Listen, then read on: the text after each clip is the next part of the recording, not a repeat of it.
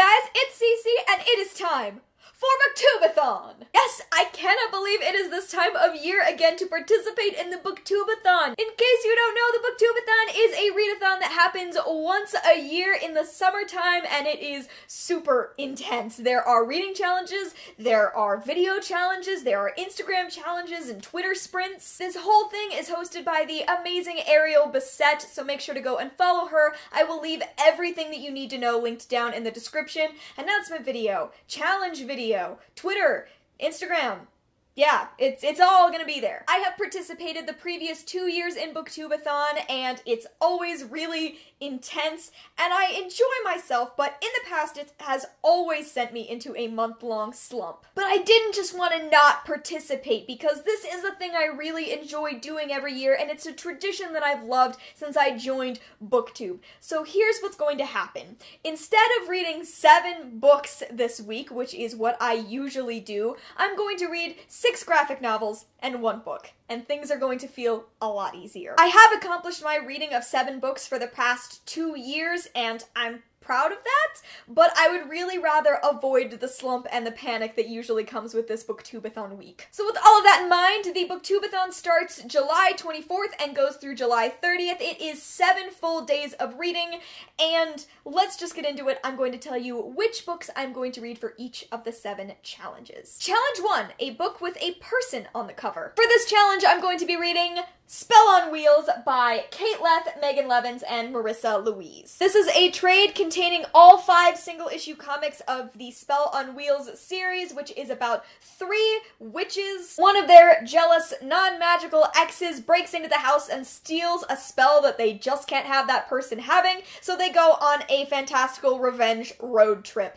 Everything about this seems perfect. There are queer witches and lady friendships. It sounds like Buffy and Supernatural, and I'm so excited to read this. And I feel like I'm doing extra on this challenge because this has 3 people on the cover, not just 1. Challenge number 2, read a hyped book. For this one, I am going to be reading Saga, Volume 4, and this is by Brian K. Vaughan and Fiona Staples. It's no secret that the Saga series is super hyped on Booktube. It used to be a lot more hyped when I first got on, but people are still talking about this thing. It's a space war story in which 2 people from opposing sides fall in love against the odds and have a child that no one is happy about as they are chased across the galaxy, because basically everyone wants to kill them. There are tons of creatures and monsters and excitement. I have loved reading the first 3 volumes, and it's time for me to finally jump into the 4th one. Challenge 3, finish a book in 1 day. The thing about this challenge is that I could complete it with basically every other graphic novel that I'm reading this week,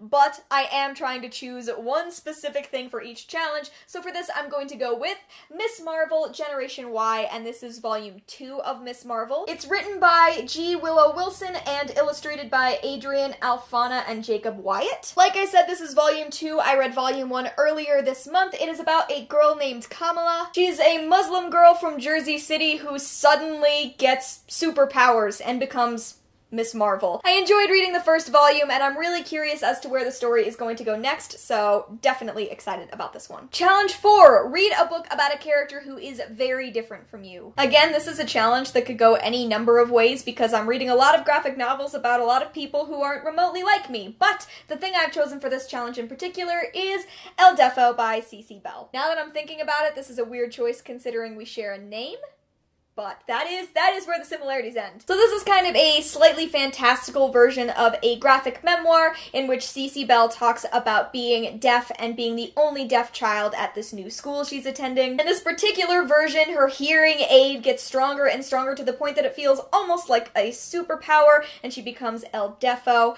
I have heard nothing but amazing things about this book, and I've actually never read a book with a hearing impaired or deaf main character. I'm really hoping that I love this one. Challenge 5, finish a book completely outdoors. In theory, I don't want to complain about this because I actually don't mind reading outside, but it is July, and most of the time here in Utah, the weather is getting over 90 degrees Fahrenheit, sometimes over 100 degrees Fahrenheit. Like, I'm gonna melt when I go out there, so I tried to choose the shortest of my graphic novels. For this one, I am going to go with Skim. This is a graphic novel by Mariko Tamaki and Jillian Tamaki, the duo who wrote This One Summer, which is my my favorite graphic novel. Skim refers to our main character, Kimberly, who this book describes as a not slim would-be Wiccan goth who goes to a private girls' school. When a classmate commits suicide, everyone in the school is going through this really intense mourning period, and Skim in particular is going into an ever-deepening depression, also while trying to figure out her sexuality.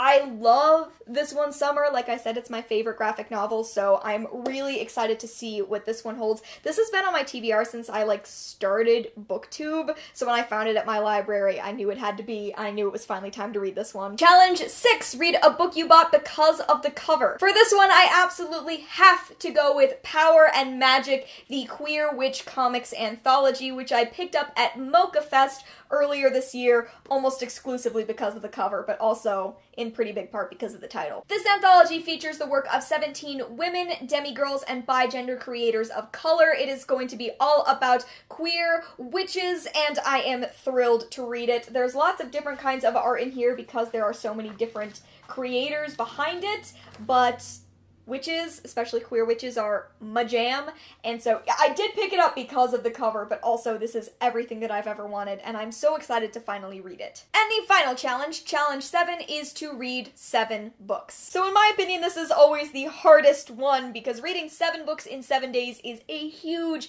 undertaking, which I am really happy that I'm toning down a little bit this year. But I did say at the beginning I was reading 1 full novel, so for this challenge, read 7 books, I'm going to be reading, and then there were none by Agatha Christie. This is going to finish off my stack of 7, as well as checking off one of my main goals of the year, which is to read at least 2 Agatha Christie books. I don't know a whole ton about And Then There Were None, except for the fact that there's an island and a dinner party and a whole lot of people accused of something.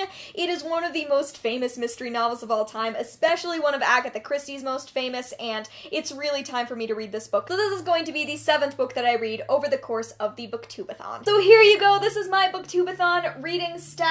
I definitely think I'm going to accomplish this pretty easily this year. No promises that I'm going to be completing the daily video challenges for Booktubeathon. It really depends on the type of challenges and what I am up to that day, but I really would like to do a few of them. And no worries for those who are curious, I will be vlogging the full week of Booktubeathon, so you have that to look forward to once we get into the beginning of August.